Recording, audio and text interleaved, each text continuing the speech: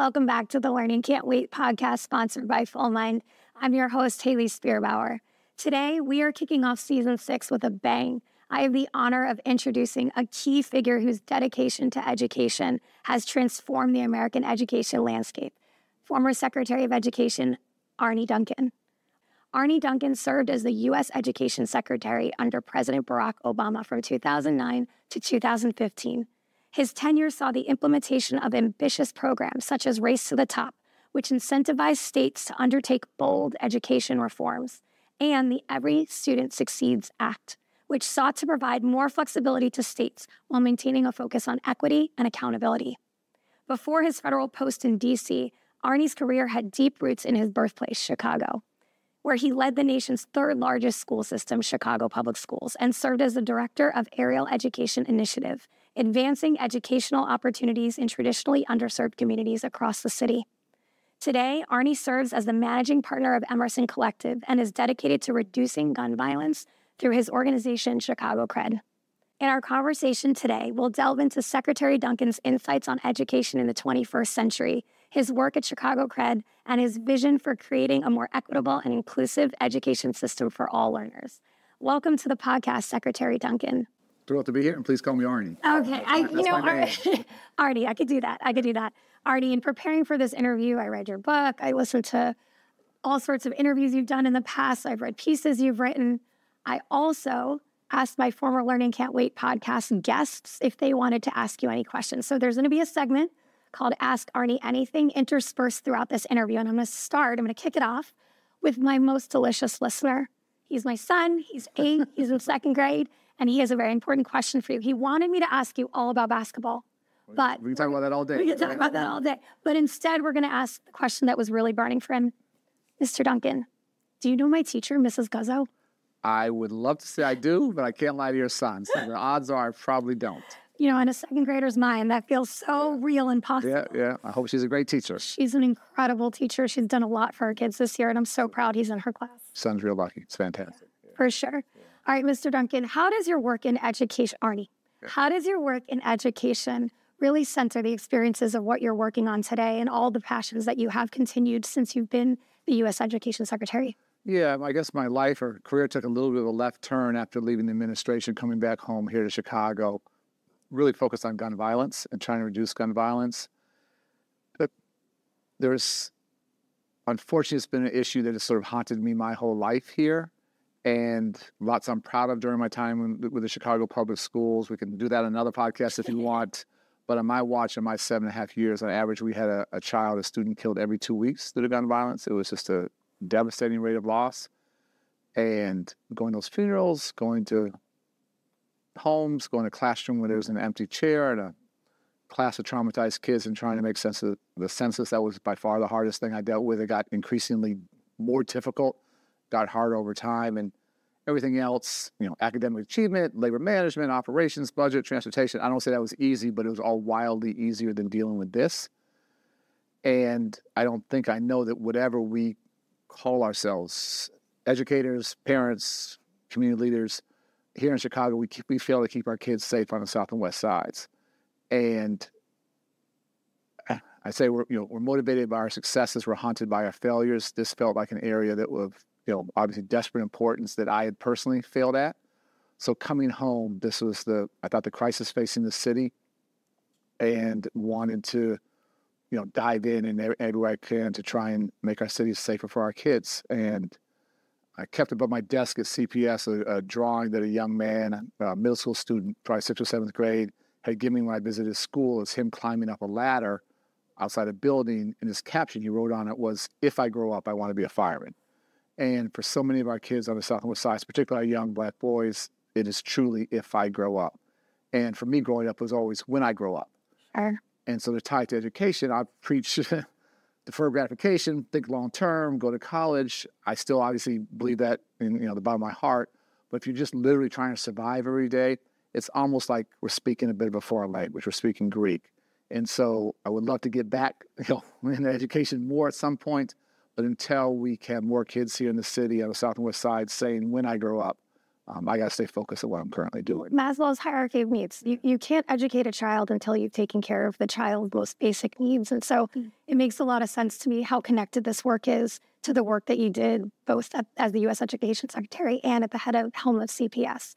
I know you've been very outspoken about the work of community schools and how the wraparound support that community schools provide, and this seems like an extension of that too.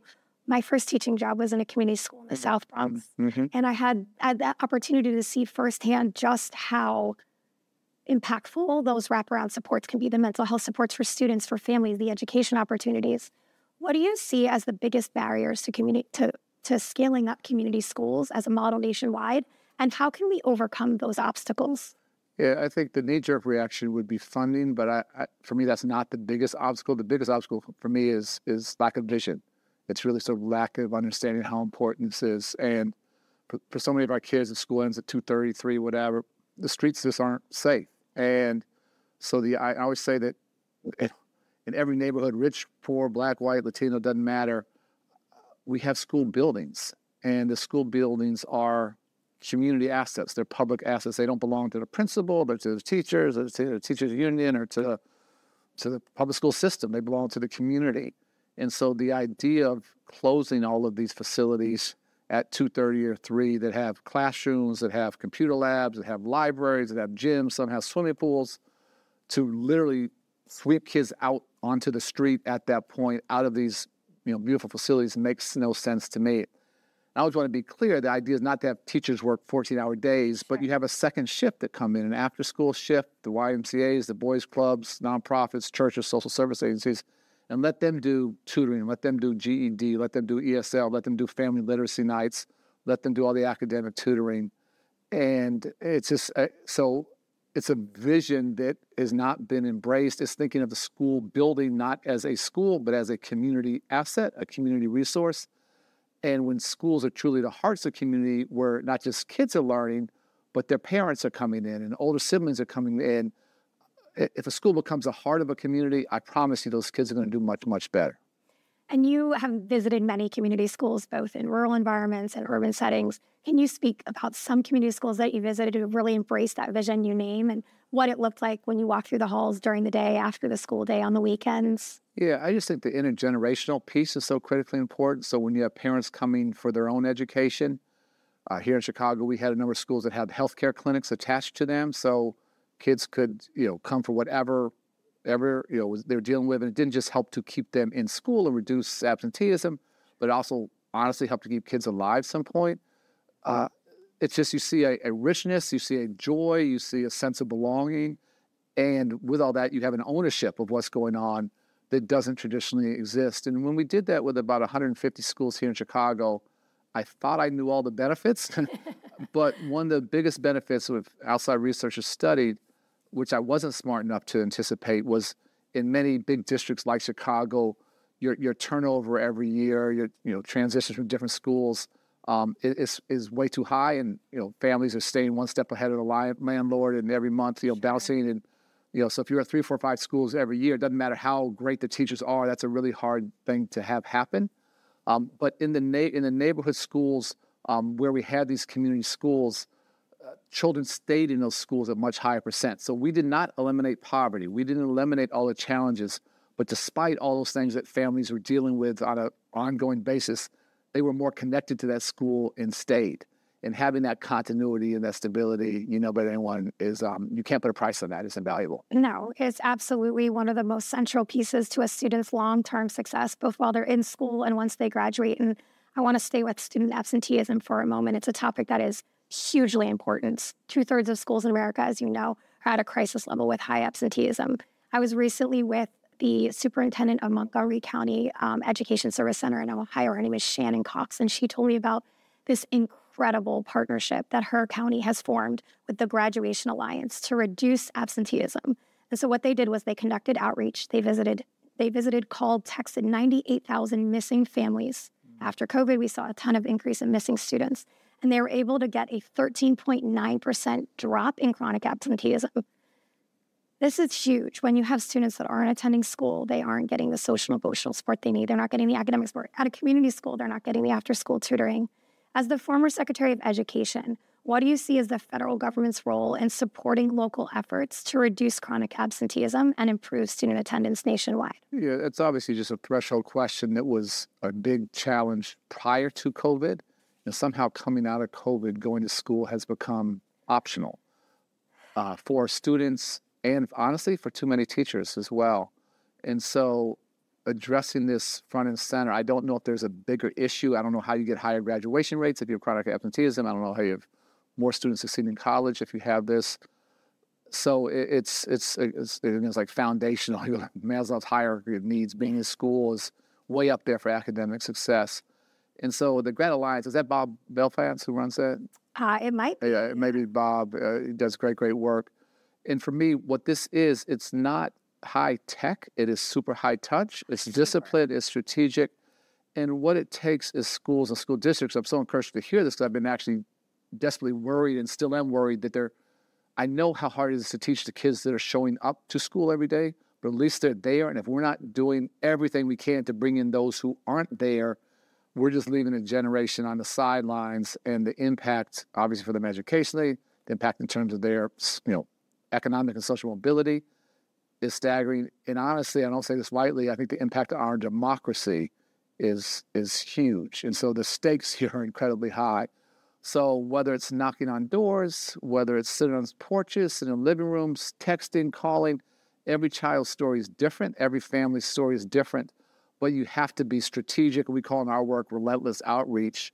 You have to, go back. And if it doesn't work, keep going back. If the door gets slammed, you go back. Dozens of touches. That's what they said for each family. Yeah. Even if it was a non-return phone call, dozens and dozens and dozens. And you just, I hate to say, you wear people down, and they say, these people actually really do care about me in a way that my child in school. There must be something here that I'm not quite aware of. And so that discipline and that commitment is critically important. And for children who are chronically absent, they basically have no chance of graduating from high school. Mm-hmm. The consequences for the next 60 years of their life are staggering. So this is not just about a little higher graduation rate or a little higher GPA or whatever. This is, you're trying to save kids' lives. And to do that, you have to go find them where they are.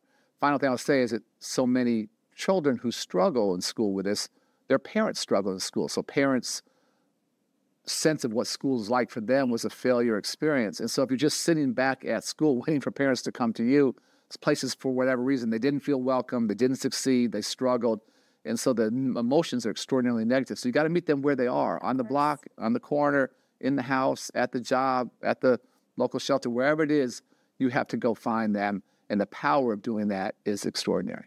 Incredible. I mean, these numbers that when I did I read the research report, I felt optimistic. I felt hopeful. You look at the work that's happening with Hetty Chang and Attendance Works out of DC, and you see such profound research that tells us how we can move past this crisis. And it is absolutely a crisis. But we have to be honest about it. So we don't, this is not putting a man on Mars. This is not finding a cure for cancer. It doesn't take an intellectual breakthrough, although you always want to get smarter and innovate and be creative. It takes a discipline and a commitment that failure here is not an option. You also just, in this conversation about absenteeism, touched on teachers and teacher attendance. One topic that has received a ton of media attention is whether or not there's a teacher shortage. And despite what felt like a never-ending headline battle, yay or nay, the results were pretty conclusive. If you look at district-by-district data, there is a teacher shortage. There is a surplus of teachers, but they're not evenly distributed across the United States. And you warned about this in 2010. You said if we didn't take significant action to repair the prestige of the profession, the salary of our teachers, that this crisis would continue, and it very much has. This question from Ask Arne Anything is from Ellen Sherratt, the board president of the Teacher Salary Project. She said, there are so many leaders in education and beyond who are championing higher teacher pay. I know that you've been a champion and spoke in the U.S. Capitol for the introduction of the American Teacher Act, and President Biden called last year for higher teacher pay in the State of the Union address. What do you think really needs to happen to meaningfully move the needle on teacher salaries in a way that will have an impact on teacher shortages we are seeing across the country? Yeah, Ellen and her team do really, really important work. And I'll try not to give you too long an answer, but there's not a simple answer. As you know, the vast majority of funding for public education, usually about 90%, comes at the local levels, usually 40 or 50% at the state, 40 or 50% at the community. and only about 10% at the federal level. So the feds are a minority investor. I guess for me, it's not too dissimilar to the discussion of community schools. It really takes understanding a vision. And if we understand that we do have a teacher shortage, we have an aging teacher population, so it's going to increase. Coming out of the pandemic, teaching has never been harder. I can't imagine teaching young kids via Zoom for 2 years. You have young kids. My kids are a little older, and they really struggle with it. And so the job that has always been hard has arguably never been harder than in the past X number of decades. And so it takes all of us saying, I always say that a great military is our best defense, but a great public education system is our best offense. And we know how critically important great teachers are for changing lives. And Raj Chetty's done work that one good middle school teacher in New York raises the lifetime earnings of their class by over $250,000. And it's you just sort of think, again, this is not about test scores or graduation rates. This is about having a chance to have upward economic mobility and enter the middle class. So it takes a national vision to help our country, to give our kids a fighting chance. We need to compensate teachers, principals in a very different way. Money is always one part of it. Money's not the easy answer. So we could spend all day on this, but how we prepare teachers, how we train them, how do we attract, how do we retain, how do we mentor them, how do we give them true career ladders? The system is I don't want to be too negative, it's pretty broken and doesn't serve young teachers well, it doesn't serve veteran teachers well, and very importantly, doesn't serve our children well.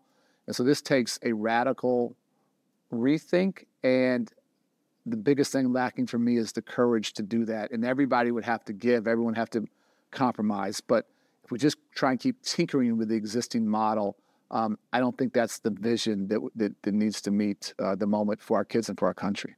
One reason I was really excited to interview you is because you have that perspective. And that's something that I say very often, that this isn't a system that we can slowly work on and tweak. This has to be overhauled. We have to think of outside the box innovative solutions that currently aren't being implemented at scale but are working. You said it just now, and you've also said it before, that great teaching truly matters. What happens when schools have not just no great teachers, but no teachers at all? So how we know that these vacancies are real. We know that technology can be one effective way in solving them. How can schools leverage technology? Where have you seen it, schools leveraging technology to solve the teacher vacancy crisis? Yeah, I think for me, technology is always a teaching tool. All the research I've seen, people worry about technology replacing teachers. For me, that's never the goal. It's great teachers plus great technology, and the technology being a strategy to get there that has the best learning outcomes. So for me, this is not something that teachers should be worried about. It's something to embrace. Having said that, if you literally don't have a biology class, and if you can take that class online or with another community, and I would see this in rural America where they literally didn't have a biology teacher. So this is pre-pandemic, everything, where they were figuring out how to do that. There's a group I work with, the National Equity Lab, that is having college classes taught via technology in classrooms. They do have a classroom teacher there, but those kids are getting exposure to college and getting a college credit. So I think technology can be a backstop if you literally don't have a teacher. For me, that is wildly suboptimal, and trying to find ways to bring in teachers. And again, this is where I'm, maybe a little radical or controversial. People can push back. It is harder to hire in the inner city. It is harder to hire in rural and remote communities. The hardest place I ever saw to hire, and I visited many of them, was on Native American reservations. And they were literally bringing in teachers from the Philippines because they couldn't find people who were born in this country to teach. And I'm so thankful people from the Philippines would come in, so they had a physical teacher in the classroom, but it broke my heart that that's what it took. And so thinking about, again, not everyone will love this, differentials in teacher pay, where it costs more, where the cost of living higher, where the work is tougher, where it's hard to get someone, can you pay them a bonus, a premium to take on that work? We have shortages in certain areas, as you know, in the STEM fields, and that's where so many jobs are. So can you pay our math and science teacher, 10, 15, 20% more? Lots of folks will push back for lots of reasons, but I think there is a reality of, to your point, a mismatch of where teachers are and where they're needed. There's a mismatch in what they're being trained in and the actual jobs that are available. There's no marketplace there. There's not a rational marketplace. And again, I'll never say money is the answer. It is not. But having some financial incentives to take on areas of critical need, having some financial incentives to go live and work in communities where that is harder to do, I think that would be a really important breakthrough. Not the answer, but important breakthrough. And let's see what happens with that. Let's see if that changes the dynamics. Every child deserves a great teacher, no matter where they live. 100%. I could say so much more about this. This is like the heart of the work that I do today. It's the problem I see most challenge on a daily basis in school districts all over the U.S. And it's one thing that I'm really happy that I get to be a part of that solution. A question I have for you, you're talking a lot about, I have a radical opinion, but you've been known to bridge the divide. Your bipartisan efforts while you were the U.S. Education Secretary were pretty legendary in getting both sides of the aisle to agree on solutions that were best for kids. What lessons have you learned about effective leadership and bringing both sides of the aisle together that can be beneficial in driving meaningful change within education? Well, I tried hard. Sometimes I succeeded, sometimes I failed, and sometimes I had both sides mad at me. So That's life, though, right? Like that's part of failure is learning. Yeah. So, obviously I happen to be a Democrat, but I always say education should be the ultimate bipartisan issue. For me, there's nothing left or right or Republican or Democrat or liberal conservative about more kids having access to high-quality pre-K and more kids having access to high-quality teachers and more kids reading at grade level in third grade and high school graduation rates, getting as close to 100% as we can and making sure those high school graduates are truly college and career ready. And for me, those are nation-building goals. And what frustrates me so much in education is we have what I call very small ball battles. We fight over this versus that has very little impact on what's really helping students. And if we could agree on some nation-building goals, and I just mentioned a couple, I'd like to see universal access to pre-K. Yeah. I'd like to see third grade reading scores, have kids ready to be successful there. I'd like to see high school graduation rates go up significantly and have every high school graduate be ready for college, have some college credit potentially, have an industry certification in their back pocket. So a high school diploma is a starting point, not an ending point. If we can agree on those goals, then we can have lots of good debate about the best strategies to achieve those goals. And what works best here in inner city Chicago might look very different in California or Wyoming or spent time in Dow County, West Virginia. And you need to have lots of flexibility to create and innovate. And then let's just be transparent around results and what works well. One place may not work well, or we do replicate it. What you saw in Montgomery County, that should be replicated. If you get results, we need to learn from that. So that's my dream. That's my hope. I don't think I named 4 goals. I don't know if there's anyone in America who's coalesced behind those goals. And that's what's missing for us is we don't have an educational vision for the country. And so it's true, I'm never giving up. We convened a set of folks actually at the ASU GSV conference to really start to think about state and local leaders on both sides of the aisle. Can we come together to start to create an urgency and a vision and then see what works? And the final thing I'll say that, we had a vision for free community college. We thought that was hugely important. I think we got to move from a K-12 system to a pre-K-14 system. We talked about it. We didn't get it done. Who got it done in Tennessee was Governor Haslam. He happened to be a Republican, but he took a quote-unquote Democratic idea, which really wasn't implemented in a Republican administration. Why? Because he thought the best investment he could make was in his human capital, his talent in his state. And so all the labels and names for me, that has nothing to do with helping kids be successful. And if we can't find a common ground around this issue of education, I don't know where we can. Arne, my final question for you is, what advice would you give a teacher starting their career today? Wow. First, I would just say thank you. That it is, like we said earlier, it's an incredibly tough time.